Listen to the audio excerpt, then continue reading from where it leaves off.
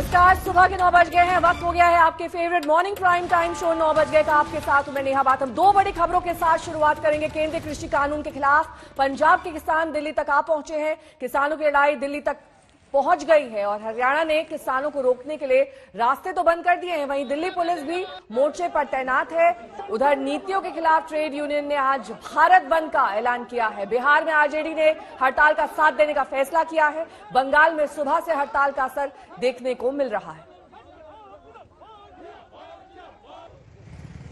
तो दिल्ली में आज किसानों का प्रदर्शन, ये दिल्ली बॉर्डर की तस्वीर जहां पर ड्रोन कैमरे से नजर रखी जा रही है। किस तरीके से लगातार किसान दिल्ली और एनसीआर की ओर बढ़ रहे हैं, उस पर ये नजर। सिंधु बॉर्डर की ये तस्वीर आपके सामने, जहां पर सुरक्षा बलों की तैनाती की गई है ताकि किसी भी तरीके से ये प्रदर्शन उग्र ना हो सके, किसानों को दिल्ली के अंदर आने से रोका जा सके।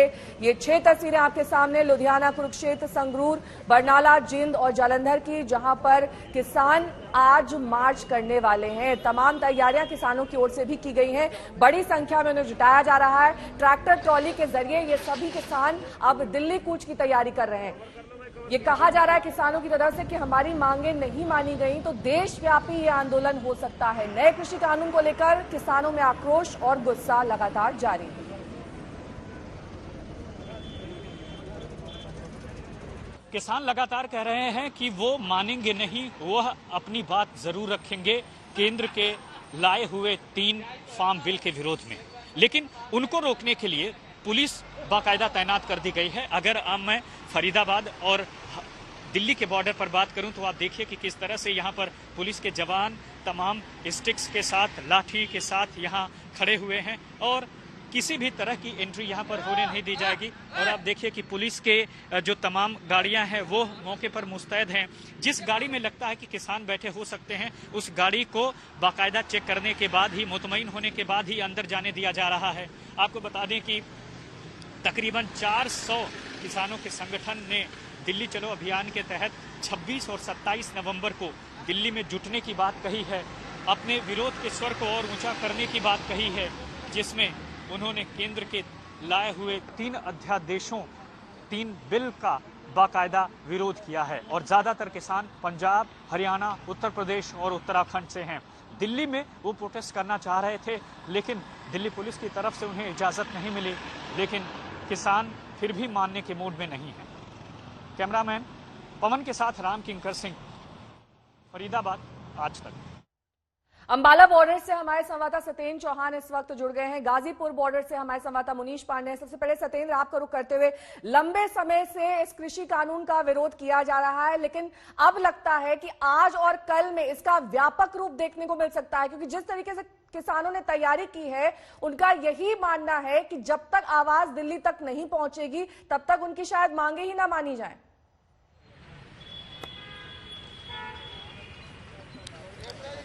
जी देखिए, अगर ये आंदोलन 26 तारीख को प्रस्तावित था, लेकिन कल ही हरियाणा में किसानों ने इस आंदोलन को रूप दे दिया था, क्योंकि हरियाणा में बीजेपी की सरकार है और वहां पर किसान नेताओं की धरपकड़ कर दी गई थी। फिलहाल मैं शंभू बॉर्डर पे हूं। ये पटियाला और अंबाला जिले को जोड़ता है हरियाणा में, और यहां पर आप देख सकते हैं बॉर्डर तक, अगर मैं कैमरे को लंबा ले जाऊं, मेरे ठीक सामने पीछे बॉर्डर है। चारों तरफ पुलिस ने बैरिकेडिंग की हुई है। ये हालांकि पंजाब में इस तरह के इंतजामात नहीं किए गए थे, लेकिन आज पंजाब में भी, अगर मैं कैमरे को इधर दिखाऊं, अभी तक किसान पहुंच रहे हैं जिस तरीके से। तो देखिए, जहां पर भी कैमरे की नजर जा रही है, आपको पुलिसकर्मी आते हुए नजर आ रहे हैं। तो हरियाणा और पंजाब में जगह जगह पर चारों तरफ इस तरह से आज सख्ताई की गई है कि कोई किसान बॉर्डर की तरफ ना बढ़े। तो दूसरी तरफ कुरुक्षेत्र, करनाल और सोनीपत बॉर्डर, हजारों की तादाद में किसान कल से ही लगातार आगे बढ़ रहे हैं।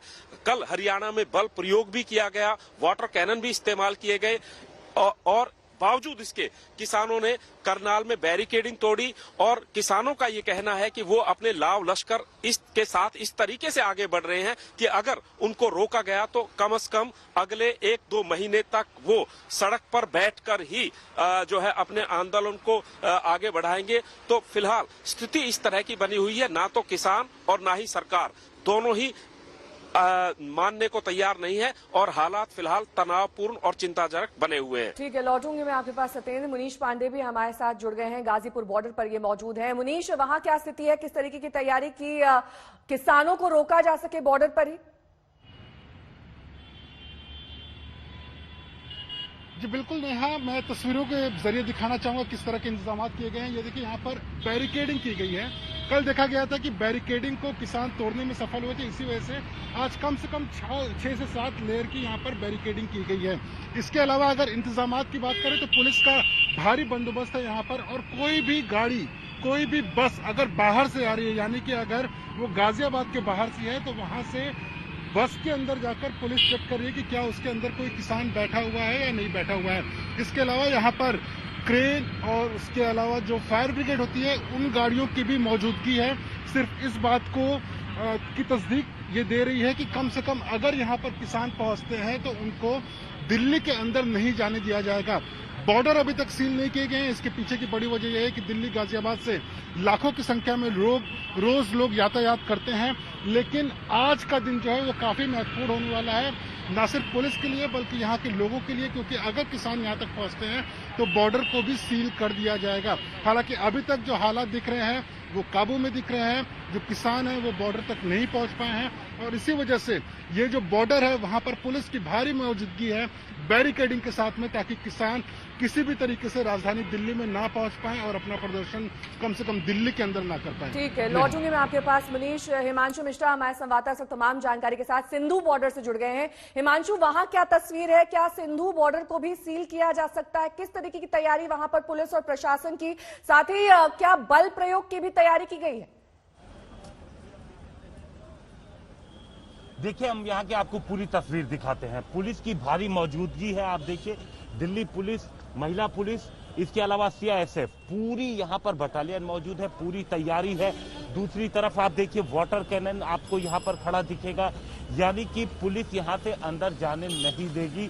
आगे बैरिकेडिंग भी की गई है जगह जगह पर, और पूरे शहर में अगर आप कहें, दिल्ली में कई ऐसी जगह हैं जहाँ पर बैरिकेडिंग जगह जगह बीच में भी की गई है कि अगर कहीं छोटे छोटे जत्थे में भी अगर दिल्ली के अंदर भी कोई पहुंचता है तो उसे रोक दिया जाए। सिंधु बॉर्डर की तस्वीर आप देख रही हैं। यहाँ पर पुलिस ने पूरी व्यवस्था कर रखी है कि किसी भी हालात में अंदर न जाए। हालांकि यहाँ पे ऐसे अधिकारी को भी तैनात किया गया है कि अगर किसान यहाँ पर पहुंचते हैं तो उनसे बातचीत की जाएगी, और अगर उसके बावजूद कोई नहीं मानता है तो बल प्रयोग की भी यहाँ पर तैयारी है कि रोकना है, अंदर नहीं जाने देना है। तो आप ये देखिए, हैवी ट्रैफिक जैम भी दोनों तरफ लग गया है, दिल्ली की तरफ भी, दूसरी तरफ भी। यहाँ पर आप देखिए, बैरिकेडिंग करके पुलिस की टीम यहाँ पर मौजूद है, अच्छी खासी संख्या में यहाँ पर पुलिस मौजूद है। दूसरी तरफ सीआईएसएफ, वाटर कैनन, तो पूरी तैयारी यहाँ पर आप देखिए। वज्र वाहन आपको नजर आएगा। तो सिंधु बॉर्डर की तस्वीर ये है कि भारी संख्या में पुलिस यहाँ पर तैनात है, पुलिस अधिकारी हैं यहाँ पर, सीआईएसएफ की यहाँ पर पूरी जवान, यहाँ पर बीएसएफ के जवानों को यहाँ पर आप देखिए बुलाया गया है। यहाँ पर उनकी ब्रीफिंग चल रही है। जो अधिकारी है सामने, वो देखिए यहाँ पर ब्रीफ कर रहे हैं कि अगर हालात कभी अगर खराब होते हैं या किसी तरीके की कोई झड़प होती है तो किस तरीके से उन्हें निपटना है। और कोशिश यही रहेगी कि अगर यहाँ पे किसान पहुँचते हैं तो जो हमारी अधिकारियों से बात हुई, उनका कहना है कि बातचीत करने की कोशिश की जाएगी, समझाया जाएगा कि दिल्ली में कोरोना की स्थिति ठीक नहीं है, इसलिए प्रोटेस्ट ऐसे नहीं किया जा सकता है। तो इस तरीके की कोशिशें दिल्ली पुलिस तमाम जो पहलू हैं उन पे फिलहाल बातचीत कर रही है। बिल्कुल, और देखकर समझ में आ रहा है कि किस तरीके से दिल्ली से सटे तमाम बॉर्डर्स पर इस वक्त पुलिस प्रशासन की सख्ती है, कैसी वहां पर व्यापक तरीके से तैयारी की गई है ताकि जो किसान है वो दिल्ली कूच ना कर सके। इसी को लेकर पुलिस प्रशासन का क्या कुछ कहना है, सुनिए। प्रॉपर डिसिप्लिन के साथ इकट्ठा होकर जहाँ आपके एसीपी अभी फर्दर ब्रीफिंग करेंगे वहाँ पर आप इकट्ठा रहेंगे। एन वक्त पर ये पता चला कि 5 आदमी एक ग्रुप के गायब है, 10 का रास्ता निकालने के लिए किसान आ रहे हैं, उनकी अपने जो भी मुद्दे हैं, लेकिन किसी भी हालत में अलाउड नहीं है। फर्दर इंस्ट्रक्शंस जो भी सीनियर ऑफिसर मौके पर होंगे आपको मिल जाएगी, और उसमें कोई कंफ्यूजन मत रखिए कि आप अपनी तैयारी, अलर्टनेस, प्रेजेंट, अगर कोई भी स्थिति होती है उसको कंट्रोल करने के लिए हम लोगों को तैयार रहना है। डीसीपीज भी यहाँ पर प्रेजेंट होंगे और मैं भी यहाँ पर होऊंगा। जय हिंद। इस संबंध में हमारी पुलिस फरीदाबाद पूरी मुस्तैद है हमारे 3 नाके हैं बदरपुर बॉर्डर पर, नीचे फ्लाईओवर से नीचे, एक ये सराय टोल प्लाजा पर और एक बाईपास पर। वहाँ करीब 22 आदमी हमें लगा रखे हैं और जंतर मंतर पर जाने का इनका प्लान था, लेकिन हम किसी गाड़ी को प्रवेश नहीं होने देंगे दिल्ली में। करीब 60 आदमी हमारे यहाँ 3 नाकों पर हैं। उसके अलावा भी हमारे एक रिजर्व है थाने के अंदर, जब जरूरत पड़े तो उसको बुलाएंगे। फरीदाबाद दिल्ली बॉर्डर पर भी पुलिस प्रशासन की तैनाती कर दी गई है। इसी पर और ज्यादा जानकारी के लिए सीधे रुक करेंगे हमारे संवाददाता सत्येंद्र चौहान लगातार बने हुए हैं। सत्येंद्र, ये तो हमने दिखाया किस तरीके से पुलिस प्रशासन ने तैयारी की है, लेकिन किसान भी नहीं मानने वाले हैं, उन्होंने भी तैयारी कर रखी होगी। किस तरीके से वहां पर लोगों को जुटाया जा रहा है, कैसे उन्हें कहा गया है कि हमें दिल्ली कूच करना है, कहां पर उन्हें बस मुहैया कराई गई है, ट्रांसपोर्ट मुहैया कराया गया ताकि बड़ी संख्या में वो उपलब्ध हो सके? देखिए, मैं आपको बताना चाहूंगा कि ये तैयारियां पुलिस और प्रशासन और किसानों की पिछले कई दिन से चल रही हैं। फिलहाल मैं शंभू बॉर्डर पे हूं। ये अंबाला और पटियाला को जोड़ता है, नेशनल हाईवे है और यहां से ही देखिए कि शंभू बॉर्डर मेरे ठीक 500 मीटर पीछे है, लेकिन पुलिस ने यहां पर पहले ही बैरिकेडिंग की हुई है और इसी तरह की बैरिकेडिंग हरियाणा और पंजाब में, हरियाणा के जितने भी बॉर्डर है, क्योंकि हरियाणा के मुख्यमंत्री मनोहर लाल खट्टर ने 3 दिन पहले ही ऐलान कर दिया था कि 26 और 27 दोनों दिन हरियाणा के तमाम बॉर्डर सील किए जाएंगे और उन्होंने हरियाणा के लोगों से भी अपील की थी कि वो अपने घरों से बाहर ना निकले। यानी कि हरियाणा के जितने भी पंजाब से लगते हुए बॉर्डर हैं फिलहाल सील कर दिए गए हैं और हर एक बॉर्डर पर हजारों की तादाद में पुलिस कर्मियों, यहां पर भी आप देखिए, जहां पर भी आपको नजर जा रही है जगह जगह बैरिकेडिंग है, पुलिस के वाहन नजर आ रहे हैं और इसी तरह की व्यवस्था पूरे हरियाणा में जगह जगह पर की गई है। तो दूसरी तरफ किसानों की अगर बात करें तो किसानों ने भी ये पहले ही उनको आभास हो गया था कि उनको दिल्ली नहीं पहुंचने दिया जाएगा, लिहाजा उन्होंने भी अपने ट्रैक्टर ट्रॉलियों में अपना पूरा राशन, पानी, सामान लेकर वो आगे बढ़े हैं और जगह जगह पर जिस तरीके से वो आगे बढ़ते जा रहे हैं उन्होंने ये ठाना है कि अगर पुलिस प्रशासन उनके साथ बल प्रयोग करेगा। सत्येंद्र, तमाम जानकारी आप दे रहे हैं हरियाणा और पंजाब बॉर्डर से, लेकिन इस बीच सियासत भी तेज हो गई है इस किसान आंदोलन को लेकर। लगातार पॉलिटिकल पार्टीज अपना रिएक्शन दे रही हैं। इन्हीं में से 2 पॉलिटिकल पार्टीज के लीडर्स की बात सुनिए। जगह बार बार झूठ बोल रहे हैं और दुष्प्रचार करने के लिए, अपनी पूरी ताकत लगाने के लिए शिद्दत के साथ सड़क पर उतरते हुए दिखते हैं। रेड लाइट ऑन, गाड़ी ऑफ कैंपेन चल रहा है, उसका भारतीय जनता पार्टी के नेता विजय गोयल जी उसका विरोध करने के लिए सड़क पर आते हैं। व्हीकल प्रदूषण कम करने के लिए मैदान पर नहीं आते। किसान परेशान होता है क्योंकि उसके पास इसका कोई समाधान नहीं। दिल्ली के अंदर पहली बार राष्ट्रीय कृषि अनुसंधान संस्थान के साथ मिलकर के उसने जो एक नया आविष्कार किया, नई जो खोज की, कवक के माध्यम से उन्होंने कैप्सूल बनाया और उसके माध्यम से पराली को गलाया जा सकता है और उससे खाद बनाया जा सकता है। ये जो नई खोज सामने आई उसको दिल्ली सरकार ने उस पूसा इंस्टीट्यूट के साथ मिलकर के दिल्ली के अंदर एक्सपेरिमेंट किया। लोगों को, आम लोगों को कोई दिक्कत ना हो उसके लिए सरकार ने पूरी तैयारी कर रखी है। हमारा उनको यही कहना है कि आप शांतिपूर्ण करिए, आपको आंदोलन करने का अधिकार है, लेकिन आम आदमी को भी आने जाने का, स्वतंत्र जाने का अधिकार है। उसके अधिकार पर किसी प्रकार का अतिक्रमण ना हो, इस प्रकार से आप आंदोलन करें और इस प्रकार से शांतिपूर्ण तरीके से करें। और हमारे अधिकारी उनसे बात कर रहे हैं, उनको समझाने की कोशिश कर रहे हैं। हरियाणा के मंत्री अनिल विज का यह कहना था कि किसानों को आंदोलन करने का अधिकार है, लेकिन आंदोलन शांतिपूर्ण तरीके से किया जाए। हिमांशु मिश्रा हमारे संवाददाता तमाम जानकारी के साथ हमारे साथ जुड़े हुए हैं। हिमांशु, इस बात की पूरी आशंका है कि कहीं ना कहीं ये आंदोलन उग्र भी हो सकता है। हालांकि अनिल विज ये कह रहे हैं कि शांतिपूर्ण तरीके से आंदोलन किया जाए, आंदोलन करना किसानों का हक है। ऐसे में वज्र वाहन वहां आपने दिखाया कि मौजूद है। पुलिस प्रशासन हर एक स्थिति से निपटने के लिए इस वक्त मुस्तैद है, और क्या तैयारियां हैं, इस पर डिटेल अपडेट दीजिए। देखिए, इस वक्त सिंधु बॉर्डर पे जो मौजूद है आपको दिखाते हैं। सबसे पहले तो बैरिकेटिंग की गई है 2 बार। बैरिकेटिंग के बाद आप देखिए यहाँ पर चूंकि कंस्ट्रक्शन भी चल रहा है इसलिए कई सारे यहाँ पर ट्रक भी खड़े हैं। बैरिकेटिंग आपको दिखेगी, बैरिकेटिंग पर अच्छी खासी संख्या में पुलिस के जवान मौजूद है। उस बैरिकेडिंग के बाद आपको हम दिखाते हैं पैरामिलिट्री फोर्सेस के जवान यहाँ पर तैनात किए गए हैं। आप ये देखिए, ये बीएसएफ के जवान यहाँ पर हैं, बीएसएफ के अधिकारी हैं जो लगातार अपने जवानों को यहाँ पर ब्रीफ कर रहे हैं।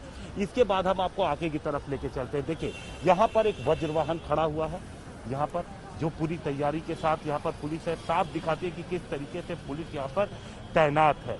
लगातार पुलिस, इसके पहले भी जो पुलिस थी, दिल्ली पुलिस की ये कोशिश थी कि किसी तरीके से किसानों को पहले ही बात किया जाए और उनसे बताया जाए कि दिल्ली में परमिशन नहीं है, लेकिन जब पुलिस को लगा कि इसके बावजूद वो आ सकते हैं तो ये सारी तैयारी की गई है। अब ये देखिए, यहाँ पर वाटर कैनन है, यहाँ पर जवानों की ब्रीफिंग चल रही है, वाटर कैनन है।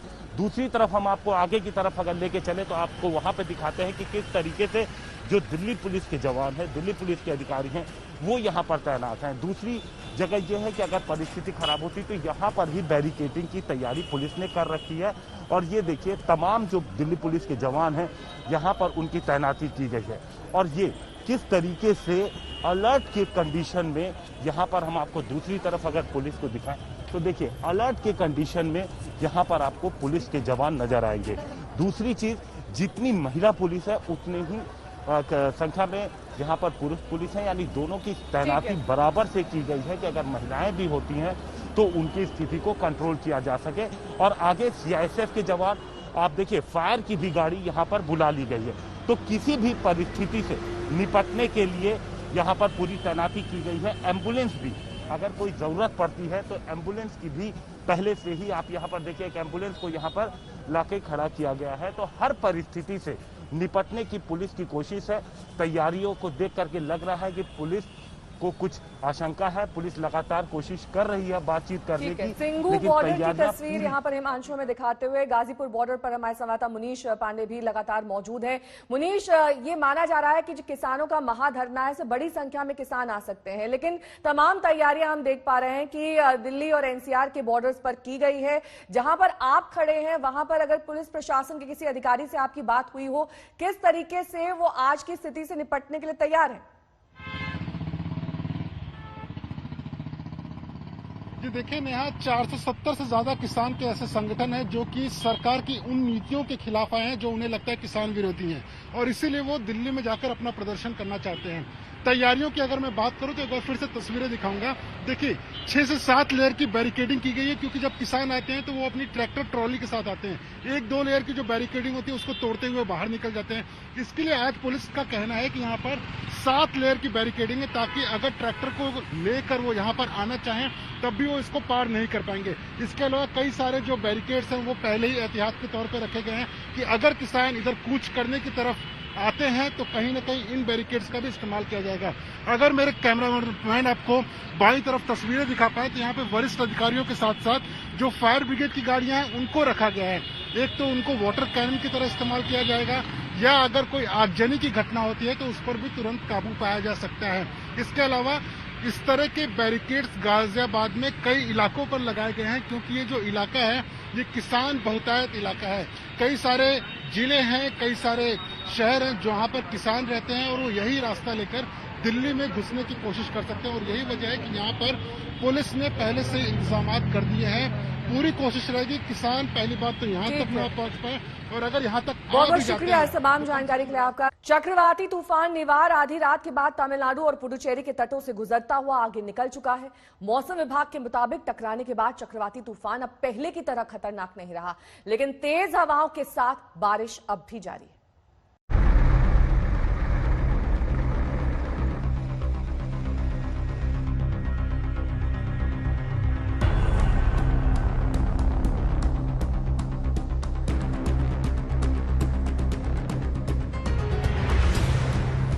पुडुचेरी से लेकर महाबलीपुरम तक जब चक्रवाती तूफान तट से टकराया तो हवा की रफ्तार 130 किलोमीटर से लेकर 145 किलोमीटर प्रति घंटे की रही। कडलोर में तूफानी हवाओं के साथ तेज बारिश होती रही। तूफान के तट से टकराने से पहले ही कडलोर में 1 किलोमीटर दूर अंदर तक समंदर की लहरों का आना जाना था। 6 से 7 फीट तक की लहरों के साथ समंदर का मिजाज बेहद खतरनाक हो गया। पुडुचेरी, कराईकल, नागापट्टनम और चेन्नई में तूफान के साथ जबरदस्त बरसात होती रही।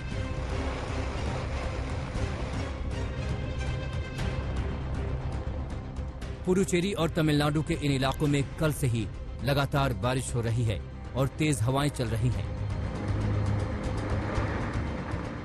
आधी रात 3 बज रहा है पुडुचेरी में और हम यहाँ पे देख रहे हैं कि तेजी बारिश और सबसे तेज से हवा भी यहाँ पे हो रहा है। यहाँ पे यूनियन टेरिटरी की गवर्नमेंट ने एक एडवाइजरी दिया था कि किसी जन बाहर ना निकले क्योंकि इस टाइम को बहुत ही तेजी से हवा और बारिश होने वाला है। नेक्स्ट अगले 2 घंटे में आई ऑफ द स्टॉर्म जो है साइक्लोन निव्रा का आई ऑफ द स्टॉर्म वो पुडुचेरी की तरफ आने वाला है, तो उस टाइम को बारिश और बढ़ेगा और हवा भी और बढ़ेगा। इसलिए यहाँ पे हम देख रहे हैं कि बहुत सारे पानी यहाँ पे रोड में फ्लडिंग जैसा सिचुएशन हो रहा है। निवार चक्रवाती तूफान के चलते चेन्नई में लगातार बारिश हो रही है। तूफान की ताकत और तबाही का अंदाजा सबको है। नुकसान कम से कम हो इस कोशिश में सब जुटे हैं। पूरे तमिलनाडु की बात करें तो तूफान के मद्देनजर एजेंसियों को हाई अलर्ट पर रखा गया है। चेन्नई में कई उड़ानें रद्द कर दी गई हैं। एयरपोर्ट पर खास कंट्रोल रूम सेटअप किया गया है। करीब 6 ट्रेनों को पूरी तरह और 9 ट्रेनों को आंशिक रूप से बंद कर दिया गया है। कोस्टल एरिया को पहले से ही खाली करा लिया गया है। साथ ही 3000 से ज्यादा राहत केंद्र बनाए गए हैं। एनडीआरएफ की 12 टीम तमिलनाडु और 2 टीम पुडुचेरी में तैनात हैं। वहीं नेल्लोर में 3, चित्तूर में 1 और विशाखापत्तनम में 3 टीमें तैनात हैं। ऐसे में आप अंदाजा लगा सकते हैं कि हालात कितने गंभीर हैं। लाइफ के बारे में बड़ा क्लियर था कि we should try for a zero casualty. उसी को मद्देनजर हम लोग सब तैयारी कर रहे हैं और सेंट्रल एजेंसी हो, स्टेट एजेंसी हो, सभी लोग बड़े तालमेल के साथ और एक समन्वय से काम कर रहे हैं। और अच्छी बात है कि इसमें हम लोग एक दूसरे के मददगार साबित हो रहे हैं। और जो इवैक्यूएशन का प्रोसेस हो या अवेयरनेस ड्राइव का प्रोसेस हो या कोविड के समय में थोड़ा सा जो चैलेंज अलग से है उसके लिए जो तैयारी करने का प्रोसेस हो, ये सभी जो है एक समन्वित वे में किया जा रहा है। पुडुचेरी और तमिलनाडु के लिए खतरा बड़ा है। चेन्नई जैसा बड़ा शहर चक्रवाती तूफान की चपेट में है। मौसम विभाग के मुताबिक चक्रवाती तूफान के असर से तमिलनाडु में 27 नवंबर तक बारिश होती रहेगी। अक्षय नाथ और गोपी कृष्णन उन्नीथन के साथ नोलन पिंटो, चेन्नई आज तक। इस बार ठंड नया रिकॉर्ड बना सकती है। मौसम विभाग की अगर माने तो इस बार तापमान हर साल के मुकाबले 2 से 3 डिग्री तक कम रह सकता है। हैरान करने वाली बात यह भी है कि इसके लिए देश ही नहीं दुनिया के हालात भी जिम्मेदार हैं।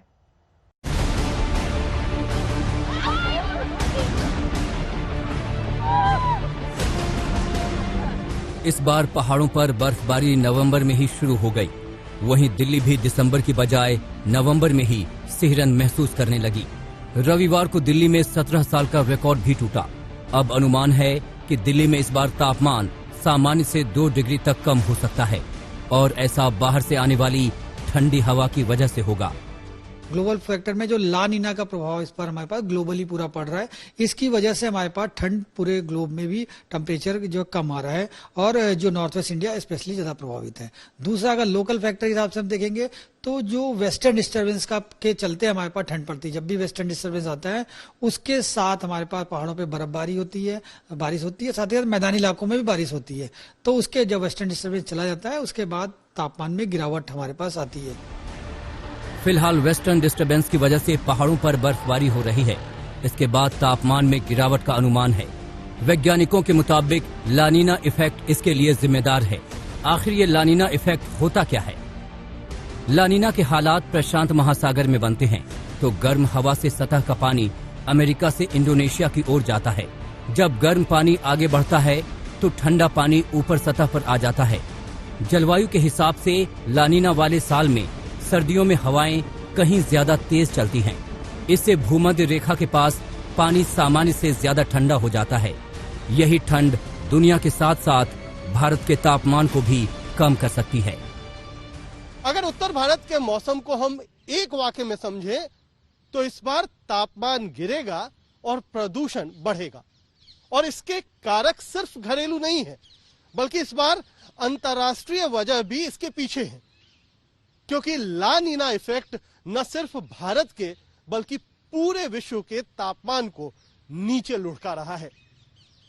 कैमरामैन रितेश मिश्रा के साथ कुमार कुणाल, दिल्ली आज तक। कोरोना के चलते पाबंदियां तो कई राज्यों में शुरू हो चुकी हैं, लेकिन सबसे सख्त कदम महाराष्ट्र सरकार ने उठाए हैं। अब से दिल्ली, गुजरात, गोवा और राजस्थान से महाराष्ट्र पहुंचने वाले सभी यात्रियों को कोरोना टेस्ट के बाद ही एंट्री मिल सकेगी, चाहे वो ट्रेन से पहुंचे या फिर प्लेन से।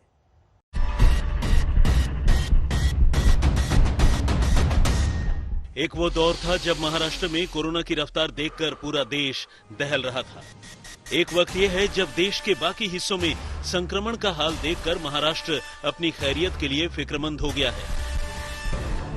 विमान सेवा और ट्रेनें पहले ही शुरू हो चुकी हैं, लिहाजा महाराष्ट्र की उद्धव सरकार को डर है कि ज्यादा प्रभावित राज्यों से उनके राज्य में आने वाले लोग कहीं संक्रमण और न फैला दें। लिहाजा बाहर से आने वालों की कोरोना जांच का आदेश दिया गया था, जो आज से लागू हो गया।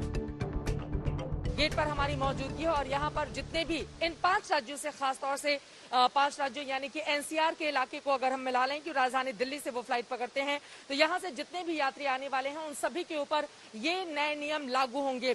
इसके अलावा महाराष्ट्र में, मुंबई में खास तौर से अगर हम रेलवे स्टेशन की बात करें तो वहां पर 96 घंटे पहले का RT-PCR टेस्ट मांगा गया है और जितने भी बॉर्डर हैं जो क्रॉस करके बाई रोड आते हैं वहां पर जांच की जाएगी, तभी लोगों को एंट्री की इजाजत मिलेगी।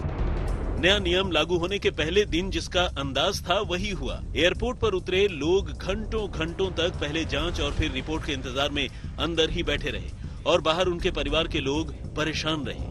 मेरी सिस्टर एंड मेरे भांजी नीज आए हैं दिल्ली से एयर इंडिया की फ्लाइट से।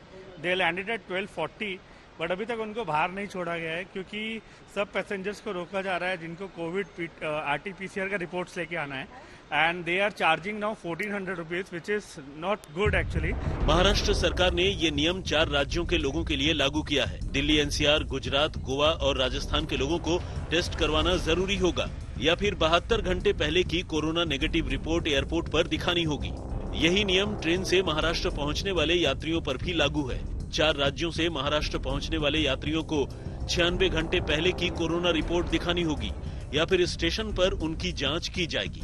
महाराष्ट्र के स्टेशनों पर भी स्वास्थ्य विभाग की टीमें कोरोना टेस्ट किट लेकर जांच पड़ताल के लिए सुबह से तैनात रही। बीएमसी की तरफ से ये फ्री एंटीजन टेस्टिंग कैंप लगाया हुआ है। यहाँ पे उनका टेस्ट किया जाएगा और जो निगेटिव मिलेंगे उनको घर पे भेज दिया जाएगा। अगर उनमें से किसी यात्री को कोविड पॉजिटिव पाया जाता है तो उसको एम्बुलेंस के द्वारा महानगर पालिका के कोविड केयर सेंटर में भेजा जाएगा। इन 4 राज्यों में महाराष्ट्र के सफर पर निकलने वाले यात्री भी पहले दिन नए नियम को लेकर फिक्रमंद दिखे। मुंबई जाने के लिए नई गाइडलाइंस आई है कि कोरोना टेस्ट कराने के बाद ही जा सकते हैं। जयपुर से 7 फ्लाइटें रोज जाती है। बहुत सारे यात्री हैं जो जा रहे हैं मुंबई। क्या नाम है आपका? नंद किशोर। आपने ये टेस्ट कराया है? जी। ये देख सकते हैं इन्होंने बिलाल से अपना टेस्ट कराया है, टेस्ट करा के ले जा रहे हैं।